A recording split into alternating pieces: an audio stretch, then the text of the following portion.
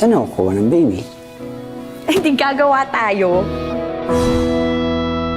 Alex Calle, ako po si Pok. Akala ko ikaw si Rico Blanc. Hindi. That was the original plan. No? Pero I was so busy. I was only given, sabi ko, 2 days na malat ko dito. So, kaibigan ko po si Rico. Ako po nakabuntis kay Sue. Uy! Yun pala, binuking mo na kaagad yung plot twist. Ako po si Pok na dito, kaibigan. At lagi naman po akong kasama sa Regal Films because of kailangan nila ng eye candy. Wow. So, pero buhay po ako dito, unlike po sa Evil Origins na tatlong eksena pinatay ka agad yung role ko. Dito po umiwas talaga ako, kinausap po si Direk Eric na please make it longer. So, 4 scenes po ako dito before na Tapos namatay din po. Thank you po. Iba nito si Alex, no filter din ang ano nito eh. Ay, kung mo gusto i-booking, gusto nyo. Mamaya, Alex. Hold that thought. Next, please. Ganda ng rolo, dami nangyari. Hindi, magandang hapon po sa inyo lahat. My name is Yasser Marta at dito po I play the role of Elfren na mabuting kaibigan ni Miko. Yun po. So, ikaw mabuti, siya hindi mabuti. Ayoko sabihin eh, sila na lang Medyo ganyan. Thank you, Yasser. Maraming salamat. Hello po, ako po si Charut at ako po dito ay si Dr. Rachelo. Opo, doktora po siya. At kaibigan din po ako ni Solita. Pero ikaw di ba yung nag-a-advise? Kasi para Project Baby, parang gano'n. Doktor, OB ka ba dito? Oo. Ayun! Very professional po ako dito. Okay. Iba po sa mga online ko po. Pero bakit Charot yung name mo? Charot, hindi Charot. Pinaiksi lang po yun na Charlie's Root. Ayan. Kaya pala Charot. Opo. Thank you, Charot. Tan? Yes, good afternoon everyone. I am Tan Perez and I'm playing the role of Charlie. So, si Charlie po is the husband of Dr. Cielo. And yun, medyo frank and clueless, but yeah, professional din, kagaya niya. Thank you very much. Next, on that end, we have Aaron. Hello, magandang hapon po sa inyo lahat. Ako po si Ara San Agustin and ako po dito si Karen Domingo. Kaibigan po ni Sue sa side ni Sandy. Tapos asawa ko dito si Elfren, si Yasser. Isa siya dun sa mga medyo level-headed friends ni Sandy. Noong una, nagda-down sa mga desisyon niya pero very supportive din naman. So very objective ka dito, Ara. Yung mga payo mo, yung mga advice mo. Parang may mga pinag-iisipan niya rin yung mga desisyon ni Sandy ko. Tama ba to? Pero at the end, syempre, as a friend, supportive pa rin. Tama. Matt? Hello po, magandang hapon sa inyo lahat. Ako po si Matt Lozano. At ang role ko po dito, si George. Ang pinaka-pasyonista at pinaka-magandang kaibigan ni Miss Sue. Pinaka-pretty. Ako lang naman yung umu-offer sa best friend ko. May narinig ako mga side comments dito pero ayaw ka spoiler kasi. Bubukin ko ba? May mga narinig akong spoiler dito. Becky po sa doon. Ayun. So ang pangalan niya ulit ay? Georgina. San George sa umaga. Georgina sa gabi. Thank you, Matt. Maraming salamat. And of course, our lead stars! Rico and Sue. Go ahead, Rico. Hello, magandang hapon po. Thank you everyone for joining us today. I'm Rico Blanco and in this movie I play Nigo Andrade. And he is actually an artist at siya yung bali magiging co-producer dito sa project na naisip ni Miss Sandy. Ikaw ba ang nag-paint itong mga magagandang paintings dito dahil ikaw ang artist? Meron po kaming art. Meron kaming gumawa po, pero Props po namin sa set dyan. props po yan sa set, pero nakialam po ako sa, pinakialaman ko po yung iba. Yung iba dyan. Opo, kasi may konting oras at may nakakalat na paint dun sa set. Wow. Hindi po nakapagtiis. Thank you, Rico. And of course, Sue Ramirez! Hello, good afternoon. Thank you for being with us today. Tulungan niyo po kami, hindi pa kalat. Ang magandang balita na may bagong project at napaka-importanting project na lalabas ngayong taon. Ang Project Baby. Ayan, katulad ng sinabi ni Direk, this focuses on conversations na nagpalawak lalo sa mga choices ng mga kababaihan. So it's not only a rom-com. You're not gonna only watch this to have fun, but also to widen yung pangunawa natin sa mga choices na pwedeng gawin ng mga kababaihan. At, okay, mamaya na para, but thank you so much for being here today. Then, kaya simulan na natin, Sue, ang kwentuhan mo. I'm so proud of Sue because she's been accepting roles and stories na medyo out of the box. What was the last one yung parang flower? Girl. There you go. Nawala si Pucci. Ngayon naman, gusto mag- That was a crazy movie. That was a crazy movie. And this one naman, I'm pretty sure this will spark conversations. It will. Actually, ang dami na nga rin nagtatanong sa akin kung ano bang opinions ko talaga about it. Ayun, magandang maging open yung pag-uusap about it. Okay. Kasi parang hindi talaga lahat open dun sa mga choices na ginagawa ng mga modern women. Okay. So, this is the movie, I think. Ang daming nagko-comment actually on Instagram or online na parang, this is something na I want to do. Parang, wow, nasa 30s din ako. Parang, ito yung gusto kong buhay. Hindi ko kailangan siguro ng partner. Pero parang feeling ko buo na ako pag meron akong anak. So, yun yung mga usapin dito sa movie. It's very relatable, di ba? Actually, yung pagkakagawa ng character ni Sue Sue, na sa advertising agency siya. You know, some modern women talaga, they're very busy. Nauuna yung career more than the personal or having a family. Tama ako, Sue, no? Or hindi, as in, hindi talaga, wala talaga yung Sa plano niya, Oo, yeah. parang they just want to work. And that's okay. Parang, di ba, bukas na yung mundo ngayon at ang dami ng pinagdaanan ng mga kababaihan. Actually, itong movie na to, it's a love letter to all the women who paved the way for women to have open choices now para magawa namin yung mga gusto namin gawin sa katawan namin. Para, yun ba, yung siyensya na nagbigay ng opportunity sa mga babaeng walang kakayanan na magkaroon ng anak. Ngayon, pwede mo nang gawin. And of course, also the talks of yung biological na anak mo, yun lang ba yung anak na matatawag mo? Pwede ka namang titang-ina ka, di ba? Ako, tulad ko, ako isang titang-ina. Ako'y Akala ko nagmumura ka na. Akala ko, Sue naman. di ba? Ayun, ako, sa mga pamangkin ko, tumatayo rin akong second mom sa kanila. I'm a fur mom. So, ang dami na, yung salitang nanay, marami na siyang kakabit.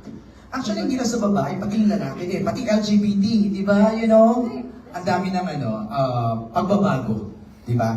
Direk, how did you prepare for, telling the story of Project Baby? Ano bang mga initial It preparations? took a long time, no? It took like probably more than a year bago na Ay, totoo, last year ba? nagawa. Yeah. Oh, wow! So we were planning this, kinausap namin si Sue last year pa eh. Okay. Oo, So, tapos- direct, nauna ang kwento.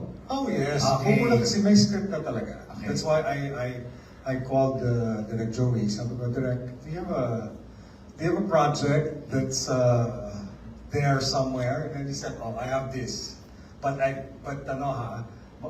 gusto ko tong pelikula na to, kaya you better take care of it. Just like your baby. So Okay. kaya parang project, so parang kailangan maging baby mo. In anything naman talaga, you can be a parent to anything. Kasi whether you're when you nurture something or when you build something, nagiging parent ka nun. You can be a parent of a project, diba? Or anything. Kaya nga sinabi ni Sue, parang tita mami siya. So me, I'm also like that. In my family, I'm like that. So it's something that I can really relate to. Although I am not in my 30s, I'm almost a senior. So pero somehow, ang lalaki kasi parang wala naman kami talagang parang biological time clock eh. Diba? Dati ko nga 65 pa, nakakagawa pa ng baby. Diba? So diba? So yun ang lalaki kasi parang wala talagang parang biological time clock. Sa kino-consider. Oo. So, mas mahaba yung nila. That's why even guys my age, nakaka-relate pa rin sa mga ganitong klaseng kwento. Okay. For Rico and Sue naman, ano yung mga elements or insights about parenthood that you discovered while making this movie? Siguro, dati, sasabihin mo lang gusto ko magkaanak. Okay. Pero ang daming preparations na kailangan gawin. Ang daling sabihin. Ang daling sabihin, pero pag nandyan na or nangyayari na, dahil hindi ka handa, diba? Sayang naman yung opportunity na mapalaki mo sana na maayos yung bata. Kung ready ka lang sana. So, yun yung may sinabi si Vice ganda sa Showtime nung kailan na parang kung hindi ka handang magkaroon ng anak or wala kang trabaho or ano, wag na lang. I know it's going to be controversial when you say that because like of course it's always a choice. Pero kasi kawawa talaga yung bata eh. Anong ipapakain mo, anong idadamit mo, saan mo siya ititira, paano mo siya paaalala, paano mo siya bubuhayin, at paano mo siya gagawin mabuting tao. So kung hindi ka ready doon at hindi handa yung katawan mo, yung utak mo, para doon, magsasuffer ka, magsasuffer din yung anak mo. So, yun yung pinakamalaking realization ko siguro. Kasi dati, lagi ko yung sinasabi na, gusto ko maging mom. Pero ang daming preparations. Yung realidad na kailangan mo talaga siyang paghandaan. Hindi siya desisyon lang. Pero do you still want to be a mom? I do, definitely. I just want to add something to that. No? Kasi, like, yung sinasabi ni Vice na kung hindi ka handa, huwag ka lang ka-baby. So, ganun din ang nangyayari dun sa mga accidentally nagkaka-baby. Of course, there's that. Of course, there are several options that you can do, diba? Pero most women, especially in the Philippines, because we live in a Catholic country, or predominantly Catholic country. So, ang nangyayari sa atin, we keep the baby, diba? At syempre, and other people also, syempre, lumalabas yung instinct ng pagka-nanay, diba? Na parang, I'll keep this baby. But once the baby's there, they don't know what to do. So sometimes, pinapabayaan. So yung problema na hindi magkaka-baby, nagkakaroon din ng problema yung mga nagkaka-baby. So people are put in situations na mahirap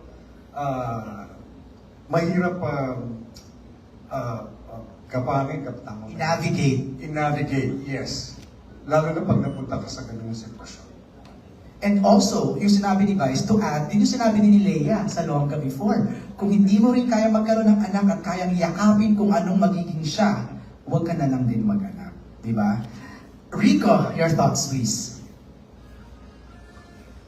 Happy birthday po. Doon sa nagpa-birthday. Thank you. Rico. Actually, hindi ko makita yung start ng yung question mo kasi kung yung dahil sa movie bagong perspective. Hindi ko alam kung kailan nag-start or nag-end. Kasi I'm of that age too. In fact, some might say overdue, di ba? But so my thoughts on the matter have been ongoing, di ba? And I'm still kind of trying to search for answers regarding that. But I also know that a lot of it also depends on the things around you, the situation you find yourself in, the people you meet. Do you have a partner? Don't you have a partner? Where are you in life? So I think yung pulot ko dito sa project na to and sa discussion today is parang this movie is, yes, it's about having a baby, but it's also to me about the opposing forces all the time of taking control on the one hand and also of letting life happen to you. Sometimes it's just a good thing to take control, sometimes it's a good thing to let life happen to you. Sometimes also there's a thin line where you have to take control then. So I think yun yung take ko dito sa movie na ito. And it takes a lot of maturity to say that, Rico. Okay? It shows a lot sa age mo now. Yung answer mo, which is, di ba, it's the experience, it's the maturity. So I hope so. Okay, before I give the microphone sa ating mga kasamahan sa press for their questions, one question lang for Sue and Rico. What if this happens to you in real life? How would you deal with it? Ako magiging si Sandy. Actually, Yes. nangyari na yata ito sa buhay ko. At Na one yung- point in my life, Okay, explain. nasabi ko na yung butisin mo na. Kasi nga bata pa ako, gusto ko nang magkaroon ng baby. Bata pa ako. I grew up in a big family, 5 kami magkapatid, bunso ako, and I know the joy of having a lot of siblings around you. Pero, yun nga, the maturity comes with the follow-up answer na, am I really ready? Or am I just, is this impulse? Diba? Talaga, pag bata ka, hindi mo pa ganun ka naiintindihan yung sitwasyon.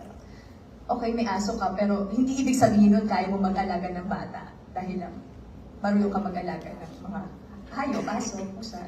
It's a totally different thing. And yun nga, above anything else, you want this child or this person to be a good person. Right. To grow up a good person. So, buti na lang, hindi pa ako nabuntis.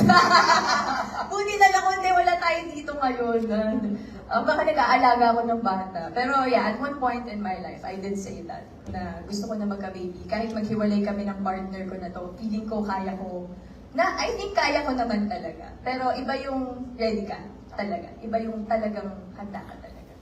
Rico, what if someone approaches you and asks for you to be a baby daddy? No, like, similar to Sue's answer, I think, well, first of all, ako, titong ama naman ako, no? To 6 girls now, sa mga anak ng mga kapatid ko.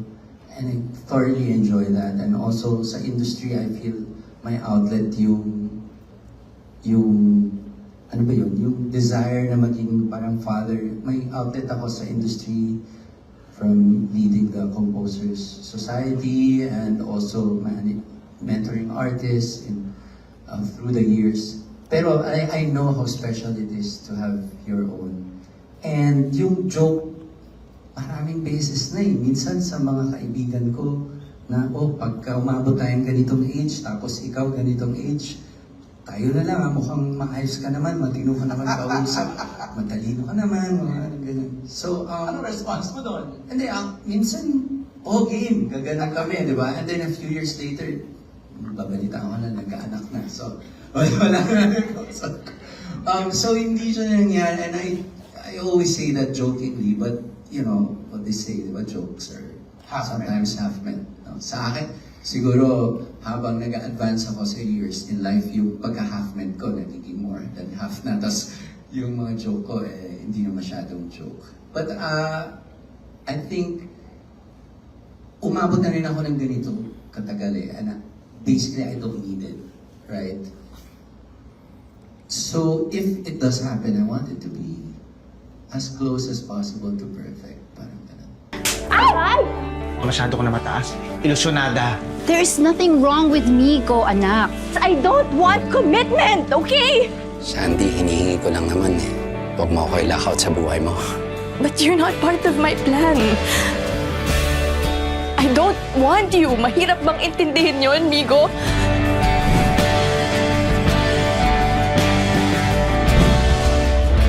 Iniisip ko rin kung successful ba tayo sa ginawa natin, and I just want to make sure. So gusto mo ng round 2? Strictly professional.